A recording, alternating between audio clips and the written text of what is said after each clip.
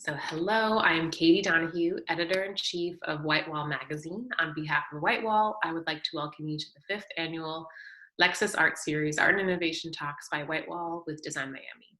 And to our panel today, Art and Design in a Default Digital Era, looking at how our engagement with art and design digitally has accelerated this year out of a very real necessity.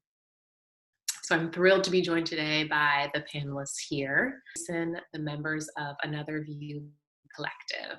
We have Lonneke Gordijn, co-founder of the multidisciplinary studio Drift, Evan Snyderman, the co-founder and owner of New York City design gallery R & Company, and David Rafoul and Nicolas Moussallem of the Beirut-based design studio David Nicolas.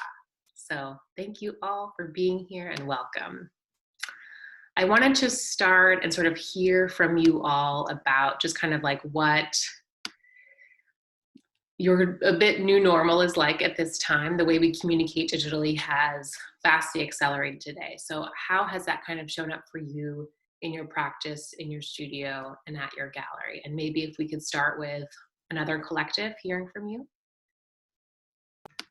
So for some reason, we were prepared for the lockdown because we are a collective of 3 persons, and me and Tati, we are staying in Milan, but Robert stay in Eindhoven. So we don't have a real studio and we don't have a real office. So we are already ready for the lockdown. And we are used to communicate in between the countries and stuff. So what really changes is the possibility of moving around, because a big part of our work is actually going around for searching for location or like film, or to participate to design fairs, which was the place where we started to promote our project. So this is the thing that really affected our work. For the rest, I should say we kind of adapted to the situation.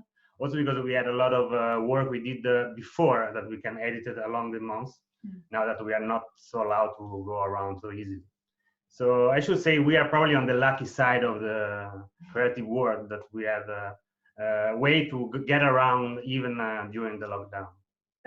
Yeah, a lot has changed, of course, for everyone. Same for us. We were traveling constantly, and this has completely stopped.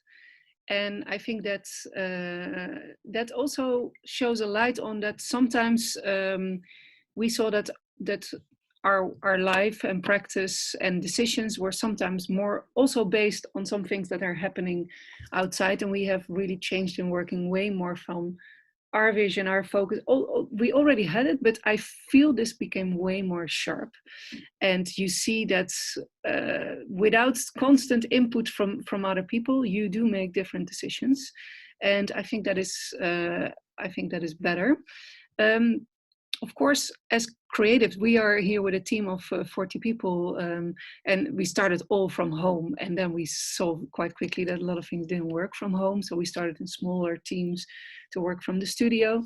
And I think it became quite clear that some things do work digitally. Some meetings are way more effective, and you just tuck, when you just have to discuss some things. But when you really have to connect, you have to get to know new people, or when you have to discuss creative decisions, and physically what is for I think for artists and design, very important to sometimes see how it looks. You know, we started with doing that, like, do you like this material, like over Zoom? That just didn't work.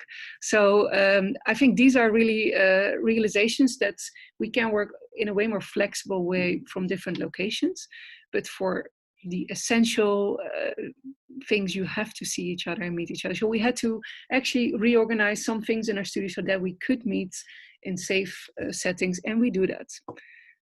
Yeah, and we also see that we have a lot of young people also working in our studio, and they really don't want to be at home all the time. Like, everyone really wants to be in the studio, so we rather have to say sometimes, okay, now we're getting a little bit too busy, let's, you know, but we feel very much the need for community connection, talking about everything that's happening physically rather than only digitally. So yeah, it's also bonding in that way when you see each other. The summer was quite difficult, yeah, as you can imagine. Running a gallery was, of course, we survive off people coming to the gallery and doing fairs around the world. But we took immediate, action when the pandemic started in March, and really tried to shift gears right away, sending, everybody to work from home. And for us, a good deal of our business is done via email and otherwise, as you would imagine. But we right away focused on the website and on creating content to be able to stay engaged, because for us, the most important thing is staying engaged with the clients that we, outreach to, as well as the artists that we represent. So we immediately went into sort of the idea of figuring out new ways of communication, and we did a lot of outreach. So that was our number one goal, and that, I think, helped us get through those difficult months. And in the end, we organized several Zoom talks with artists and virtual exhibitions. I think we learned a lot. I think it forced us to rethink, how we run our business in a way, and maybe restructure. We spent a good deal of time restructuring things internally, which I think was a very healthy thing in the end, although be it very difficult. But I do feel confident that, as it set us up well for when things started to come back a little bit at the end of the summer and into the fall. We were able to pick back up almost right away and start to, really fully get up to speed. And we've been incredibly busy since. So I think it was a great learning experience. And so I think it was actually fine in the end. That's nice to hear. And David and Nicola, how about you? So for us, it was not that complicated to adapt, as we run a studio in Milan and one in Beirut. So we're used to working a bit far from each other, and we have a small team. We're about 5 people. So it was easier to handle than we expected. What was interesting is that I think it gave us a lot of time to rethink what we're doing and why we're doing things the way we're doing them. And David and I had a lot of talks and chats that we used to have when we were just starting. And these conversations actually are building up to new collections and new ideas you want to explore and new research. And I think it was something that we actually learned a lot from. However, the second wave is more of a pain because, okay, we've done the exercise and now we're looking at what everything that time just canceled and delayed and postponed, and we had to try and catch up. And after the explosion of Beirut, we had lost our studio as well. So we had to rebuild the studio now, and being apart, it was a bit complicated, but we're in a good state of mind, so it's very positive for us. But also, I want to add, what's great with this thing of the lockdown, with everything, is that everyone is taking aware of their interior. So they really want to add furniture, do more rugs, do more, buy a nice table. So they are focusing so much on their interior that I think that it was a kind of good side effect, as business-wise, I don't think we were. Thank God we were not really affected, but I think it's important. Inspiration, So we had this, the lockdown. Then after this blast, then after we see dark, we don't want to see dark things. We want to see bright stuff. So, so in terms of inspiration and tactile, I think it was important. It's important, to be all together as a team and to talk lively. Always, the computer is a bit. There is a wall. That's it. Yeah, I was curious for each of you, given that we're digitally communicating in such a way, if you. Like you kind of mentioned, that were there aspects of your practice that you saw more of an interest from the public in the way that you were communicating? I'm thinking of, Anotherview, your work just seems so relevant because we're all stuck and can't go anywhere, and your work really lets us travel. But all of you, whether it's doing things from the interior, we're thinking more about our home objects. I'm doing the same thing. I want my home to be much more beautiful. Lonneke, the work that you do can reach kind of a public arena as well. I'd love to hear from each of you if there was an aspect of your practice that then made more sense because of how digital we are right now.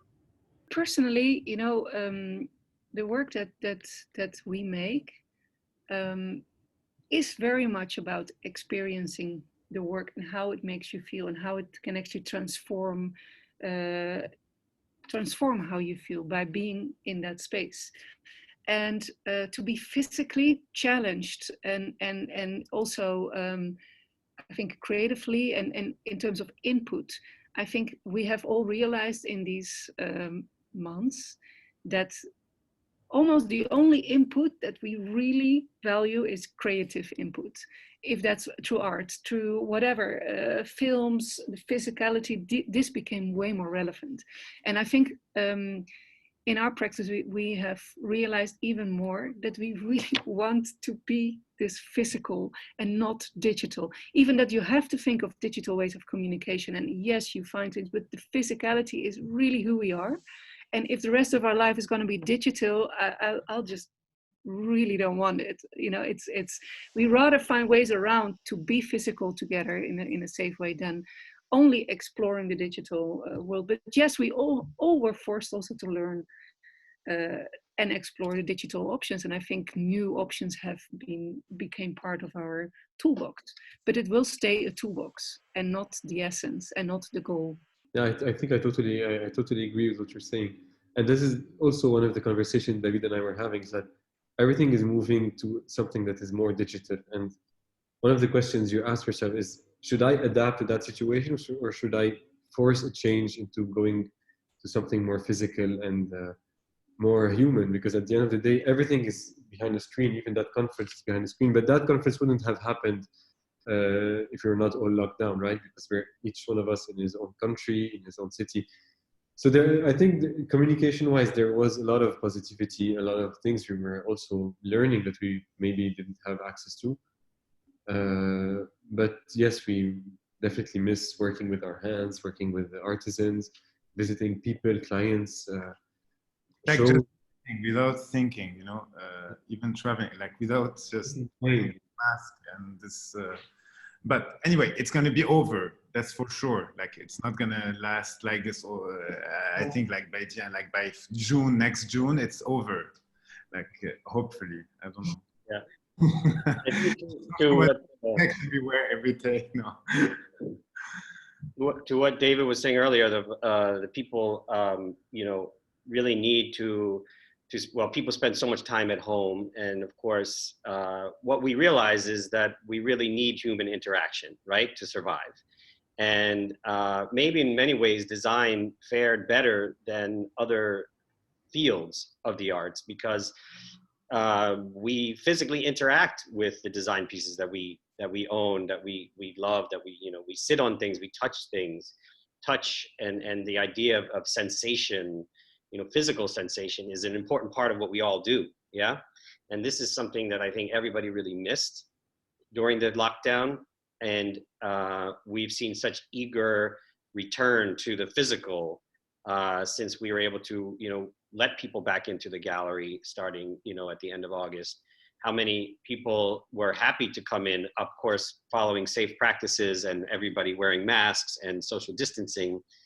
That was such a needed, thing in our lives that it's actually, we've learned to better understand what we can do with design, I think, in many ways. And I think it's going to help everything grow when this does finally end, as you say, which it will, which is very positive. I think that's the good that will come from this, right? That's right. Yeah. True. I think in our case was a bit different because we basically were starting from digital technology. That was how all our project was started. So I think what we experience with our clients now is basically that what we are doing is kind of keeping in an interior door open to something else. So it's basically a way to keep the possibility of a different future open in this period that they are in lockdown. So I feel that when people are buying our window, most of the time are people who know the place where we are filming. So people who are affectionate to the gallery in Milan or to the desert in Africa. So it's something that keeps them alive, the memory of this place where they have been. So it's something that is really connected to emotion somehow, even if it's coming from digital. Yeah, true. It's like connecting the digital technology with analogical human experience that you can live, and then everybody would like to come back to travel and to see new places. That's why, like us in this period, Yeah, we are seeing that people who saw our windows in some fairs before are willing to purchase them now, because like this is the time of the Now that they cannot go there. Yes, true. Basically. But what is also Marco was saying before, our windows need to be seen. So we also need gallery or exhibition that people can physically see our artwork, and then at the end, otherwise they can't understand it. They need to experience it at least once to understand what is it. Yeah, our work is really what Tati was saying, a hybrid of the reality and the virtual, but also seeing how fast the world has changed. A lot of the pieces we filmed look completely different at the current time. So it's really capturing part of history, and it's strange how quickly the world can change, you know, from one event. Yeah, true. And we filmed a lot of crowded places. Yeah, you know, like for example, when we were filming Galleria Vittorio Emanuele in Milan, it was February 2018, and it was all normal for everybody, for all of us. And then now it seems so strange to see so many people at one place without wearing a mask. And me personally, I really miss that time. And I hope that, like, yeah, the pandemic will be over really soon. Vaccine will come and everything will come back to, let's say, new normal. Do you think we're also going to miss the time maybe that it's quiet on the street? In some cases, yes, because we filmed, the only thing we filmed after lockdown was Rome. We filmed the Trevi Fountain, and we filmed because it was the only time in the history that you don't see people around the fountain. So the fountain became like a normal corner of the city, where people just enjoy as a architectural place, not as a tourist landmark. It was really funny to see. No? You just see like little couples at night getting around the fountain, no sounds, no noise, no people selling stuff. That was really like a unique moment. It was in June, like just after the lockdown, the first lockdown. Let's go. So we went to Rome to film, and Robert flied over from Eindhoven. That was a spooky experience. No people. Like, you was going to Pantheon, you was going like to all the most famous places, to Colosseum, and it was literally no one. Like the ghost city. So that was normal, that was strange, which is a nice thing actually. True. So yeah, maybe you're right. Like, where maybe in future, then everything will come back like to be chaotic and full of people. We will be missing this time. A little bit. A little bit. Like 1 month per year. Only, yeah. I really could be an idea actually. I think in many of the urban centers, it's been this kind of resetting of the people that live there, and in a way getting somewhat of their city back for a brief time, where you can walk around and there aren't the hordes of people, and going to Times Square is like similar to going to the fountain, where nobody at Times Square in the beginning of the pandemic. Was fascinating and beautiful, but you could be in another time. It felt like the 1970s or the 1960s, abandoned streets, quiet. It was maybe a needed reset in some ways for people to recapture the city, and it gives that opportunity for the creative people to come back, to take over, somewhat of that lost ground that was lost to the money, the finance, the things that couldn't be afforded. That's what part of the people were hoping. Maybe things would, the rents would go down slightly. People could take over galleries, old empty spaces once again, the way they did in the beginning years of this art scene in New York City and other places around the world. And to some degree, that's actually happened, which is amazing. Yeah. What I also find interesting is that, when shops are closed and you don't want to stay in your house, you're going through the city and you see different things, because your eye is not constantly attracted by your phone or by everything that is calling you and possibilities of buying stuff or something. Yeah. So when you start looking at and interacting with the environment completely in a different way, actually in a way that is maybe more pure, and you start questioning also why our environment is like this.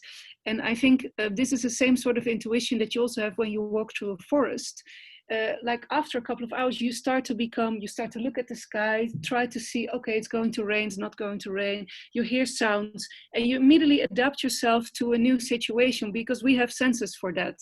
And I think this is a very interesting time to reconsider the world without the entire commercial aspect of everything that's calling us all that, and not only commercial, but also activity-wise. Where do you want to put your time and where do you not want to put your time? I think before we maybe didn't ask ourselves always this question. There was a lot coming from the outside world just into your life, and you just have to react to it. You have to deal with it. And now you can choose maybe better how limited and important our time is, and how the impact of the environment really shapes us as well, and shapes not only our time, but also our lives and the way how we think. I think that is an interesting aspect that besides the digital, because there's of course a discussion about digital impact, but I think this has also, to me at least, a very big impact. It really shows us a different life and a different choice. And it becomes more straightforward. There's something like, I don't know, you don't lose your time. Look, you do what, like, your decisions are more targeted. I guess so. I don't know what I feel from our son. Even with friends you pass time with, you know, it's like you spend time with, you know. So it's like time becomes more important because you feel it. Actually, you feel it much more now, and at work also. Yeah, I feel way more what was a choice and what was not a choice in my life. And exactly what you say, I think I heard from everyone, with some friends you connect way more. And also people you didn't consider friends have become friends because suddenly you start calling each other, which you never did before. And other friends, maybe you don't really want to spend your time with. You know, it's really interesting. I'm so interested to hear from you all too. Like this conversation is around really human behavior and how that's kind of changed. And I think it's been this chance to reflect on yourself, like you've all been saying. Has that inspired the kind of next projects that you're working on, or the current projects you're working on? This kind of chance to reflect on human behavior. I think for us, it has, for sure. I think just in terms of saying what we've already sort of spoken about in terms of the physical connection to people and to objects, and the need to do something that feels relevant or feels it has more weight than just a pretty thing or just about the money. There's more to it than that, and how can we dig deeper? I think part of that is having time to reflect on things that we've had over the last 6 months or 7 months. But we've really been building these relationships with people for a very long time, and we see those people that we have a stronger connection with coming. This kind of support system that all of us have built around us has started to come back, and we need each other to survive in many ways, and I think that's become more clear, and we have much deeper conversations with clients than we have in the past, and much deeper conversations with the artists about what they want, what they believe, what they hope to happen in their careers. All of these things that we were always maybe didn't have time for. These kinds of conversations have become incredibly important, and this will have a lasting effect, I think, on us as a gallery and how we move forward. So it's been again great to do this. Yeah, I think in our case, human behavior is anyway our interest very much, and I think we always reflect in our work on human behavior. And of course now the behavior has changed because we are all put in a situation that wasn't a choice. And I find it personally very interesting to see the patterns.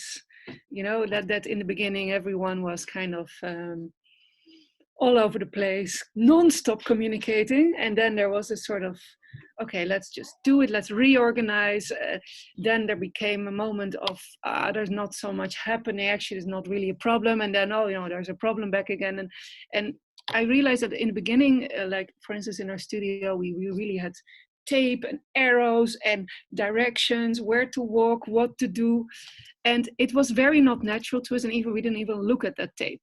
And constantly we're like, guys, please, everyone, let's give each other space. Now, when someone goes to the coffee machine, the other one goes automatically. We all go around each other. It is already in our system. Also in the supermarkets, it wasn't before, and suddenly it has changed. I realized that last week. I said, hey, now we're suddenly all used to it. I find that very, very interesting, because it's not only what you notice in yourself, but also in others. And then everyone sees that, hey, we're kind of dealing with it. We can already keep distance. We have a form to say hello. We understand certain part of the world maybe better. We're already aware that we are transmitting diseases very easily through hugging and kissing. And I find those patterns very, very interesting.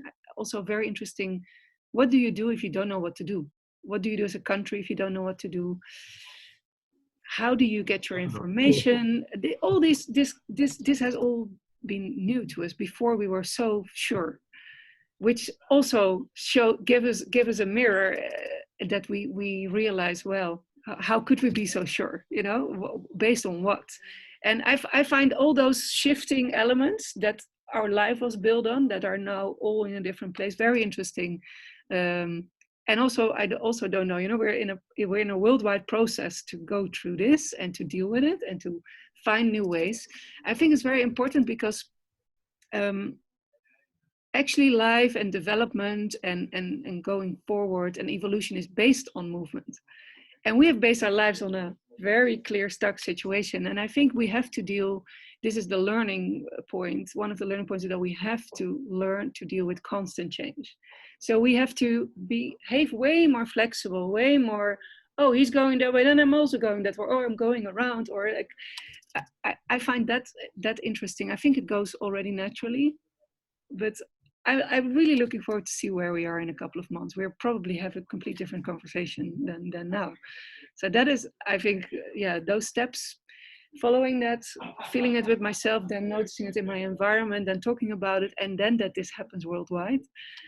Yeah. Besides all the negative and terrible things, because this morning I was in a taxi and the guy said he had to never mind, not interested. Just everyone has personal losses in this time as well, which is also very sad. But it's very interesting because in our case, from our side, we live so much in the edge and so much in an uncertain future. We never know what we have to do. We don't know if we are so stupid to live and to stay in this country, or we have to live, I have to say it bluntly, but I don't know if we are really completely to live like in a country where geographically it's not even possible in the near future that we have a solution. So we are looking for something, and I would say we want something that we want, like a normal, not normal, I want to say a kind of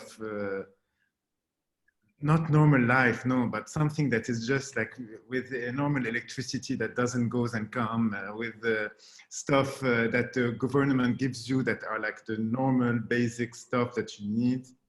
So it's interesting because you have from a side that I know, because when I'm staying in Milan, it's becoming too boring. Everything is it's not perfect. So I'm like, it's too, like I need adrenaline. Then after I want to come back to Beirut, I arrive in Beirut and there is too much adrenaline and I want to go back to Milan. So there is, at the end, we become a bit lost, but it's interesting because it's everyday, it's an everyday life, and with the pandemic, it's general.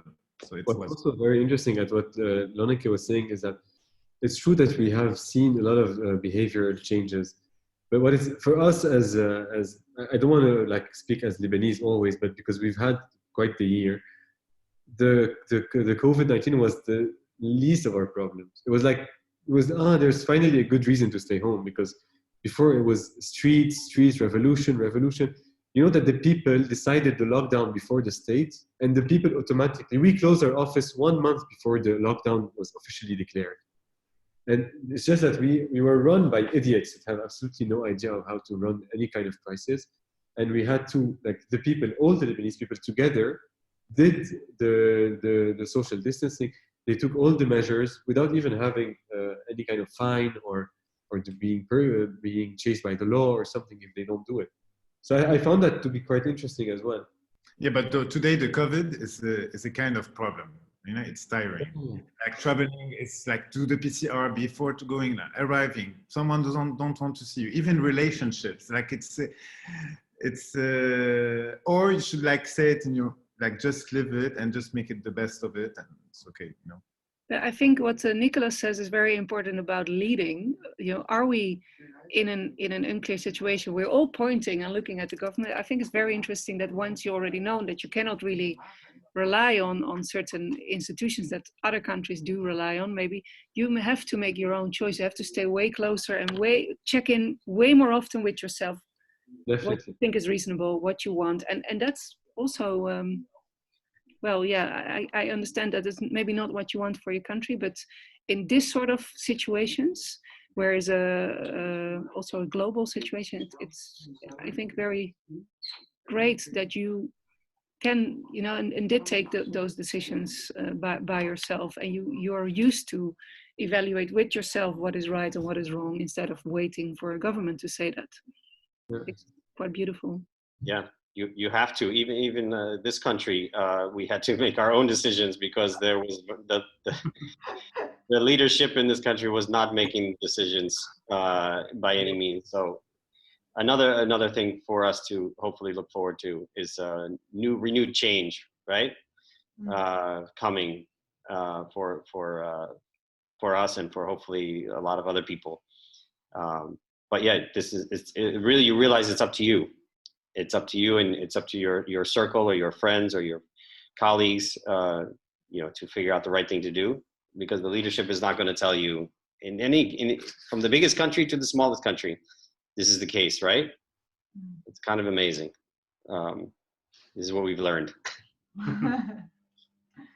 I think for us is in Italy, I think almost everywhere. I think one thing that people have to reconsider is the beauty of having doubts, because now you can see people are always have a strict opinion about everything, because you can find validation for every kind of ideas online. So the quality of truth is really like not clear and not really like easy to get. So what I am understanding now, after months of discussion about numbers, people that get sick, people who died, statistics and stuff, is that I prefer to keep doubt on everything. I don't want to take any kind of strict position that is not possible to validate till the end. And I think it's something that should be rediscovered by democracies in general, that you could be wrong. It's a good thing that people have to remember, because now you see that it looks like a football match. There are people that say that everything is a lie, and people say that everything is true, and probably the truth is in the middle. But I would like that people start to be more open to the idea that they might be wrong. Yes. This is true. And I'm curious if these kind of realizations or this experience too has like inspired then what's next for you, or how it's inspired what's next, and even knowing that we have a vaccine coming up, I guess, you know, has it inspired, you know, what your vision is for 2021? In our case, because we had among the choice of our content for the view, we had a lot of situations where there are gathering of people, like Festival of a Saint in Sicily, or the floating piers by Cristo and on the lake. So we had a lot of situations that you see a lot of people gathering around. So this thing for a while will be probably not possible. So we're supposed to film the Palio di Siena in Italy. You know, this run of the horse is a traditional part, yeah? But of course it's not possible. We have probably to reconsider what we are going to film. The only thing we have planned up to now, and hope it will be done, is in May we basically rent a hole in the wilderness in Botswana. So it basically is a tank in the soil, close to a waterfront, and basically to film animals like 3 meters close. So we rent the hole. We are going there probably. We don't know if we will be back, but it's the only thing that we have planned up to now. The rest will be a surprise, though. Yeah, and still we don't know if we can do it or not, because I mean, I hope with the vaccine everything will change and we can come back to travel again. But what we experience in our case, we can't predict. I mean, we wanted to go to film in Mexico, but it was completely not possible. El Giorno dei Muerti, not possible to go. Or now we want to go to film the big waves in Nazareth. For now, everything is locked, and we will see. Yeah. But we are optimistic. We are optimistic. Yeah. We have a very big, ambitious project for next year that we're moving forward. This Objects USA show, which is going to open in February, which is has over actually 100 artists in the exhibition, 50 historical artists. So Objects USA was a show in 1970 that took place in America. It started in New York and it traveled all over the country and it traveled all over Europe. But it was the first exhibition around American craft, and sponsored by the Smithsonian and Johnson Wax Company. But we were doing a celebration for 50th anniversary of this show, which we're moving forward with, which will be a very, again, a really kind of almost like a feel-good moment for us and also for our country, which needed this, something positive.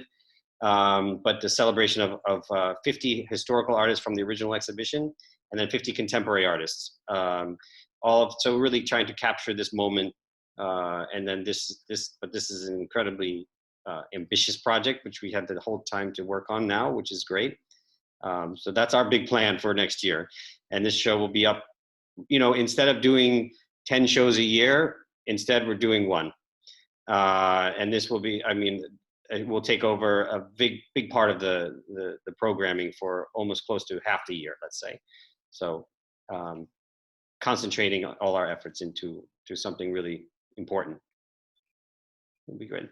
I think plans for next year and also this year, I think what we mainly learned that before this time we were in a net of powers and you're kind of moving along in sometimes you make the decisions and sometimes you wait until something happens so you can react to it. I think we really came to the conclusion that we cannot really wait for others or be dependent on others. So we really have to make our own decisions fully. Everything else might happen, might not happen, like so many exhibitions were cancelled, so many projects were delayed. So what do we want to do? We're going to do it. And one of those things is, I think where we add the most value is, in our case, in the sum of the different works and bring an experience that is a transformational journey through multiple works. And this is something that we want to share with the world. That is our mission. That's what we find the most relevant. This is what we are about, and this is the best way to bring that to an audience. So we're working on that. We decided to not end with and bring to our team constantly like, oh, this exhibition is cancelled, oh, this project is delayed. No, we said like, okay, at the end of the year we want to have this concept completely produced, and that's what we're going to work on. So we build up to something positive, and at the end of the year we've actually produced something and done something with this great time. And on the side we still also sell work and work on exhibitions, but we have seen that at this moment we cannot rely on anything that depends on others. So that's what we're doing, and we're very, very pregnant of this idea and this massive project that has to come out very soon. And maybe it's not exactly the end of this year, but early next year we are ready. So yeah, I'm very excited about that. From our side, okay, we were like first, like we are working on many small projects, but like there is something that we are trying today to create new pieces. Like we are still in the process and to understand what we want to do, because like we had these months we changed a bit our, like we were on something that before everything started, all the programs we're leaving, but now we are re-questioning. So we are in a kind of process. We have our request of furniture, like usual ones. And also we have interior projects that are ongoing, interesting interior that will come up next year also. But like the main thing is like now is a focus on what do we really want the studio. For the studio in this next month. So it's a bit of a lot of brainstorming. That sounds super exciting, and I can't wait to kind of follow. And I love to kind of hear from all of you about this. Like, while this was a digital conversation, you were like, we're good. We're going to be physical is what we're looking at. And also just totally, taking it back almost to do what you want to do. I love the idea of the gallery having one show. I mean, it's just an interesting thing to just have these new models to really look forward to. I want to thank you all so much for taking the time to speak today. It was so fantastic to listen to you all and hear you engage with each other. This has been such a treat. So thank you.